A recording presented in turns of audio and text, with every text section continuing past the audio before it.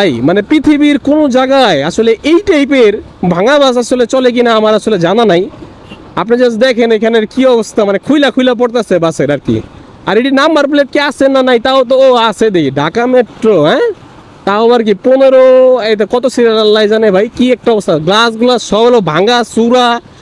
মানে এটা কেমনে চলতেছে রে ভাই, মানে এটা কি মনে হয় তো খরচ বেশি, আয়ত্তে মনে হয় ব্যয় বেশি আর কি, এরকম একটা অবস্থা আর কি। তো এইটা মনে হয় না পৃথিবীতে অন্য কোনো আর কি জায়গায় মনে করেন এইসব ভাষা আর কি চলে আর কি, একমাত্র মনে হয় বাংলাদেশে চলে। আর অন্য কোনো গরিব দেশে হয়তো চলতে পারে, জানি না ভাই। কিন্তু এই ধরনের আসলে বাস আসলে এগুলো জাদু করে রেখে দিত যদি অন্য কোনো দেশে থাকতো আর কি। আচ্ছা, হঠাৎ করে আবার জামে পড়ে গেলাম, হ্যাঁ। আচ্ছা, বাইকের ভিতরে জামটা একটু বিরক্তজনক লাগে আর কি। ও ভাই, আমার ভিডিওগুলো দেখেন, ফারওয়ে 46 কি দেখে ফেসবুকে এডি। আচ্ছা, আর্মি গাড়ি নাকি? আরে চিপা রে। বাইকের একটা অন্যরকম সুবিধা হলো এটা যে চিপা চাপাটা ঢুকে দেওয়া যায় আর কি। দেখ, এটা একটা অন্যরকম সুবিধা আর কি। দেখেন, যতই যানজট হোক বাইকে কিন্তু আপনার রিল্যাক্সে একদিন একদিনে বেরোয় যেতে পারবেন আর কি আপনারা।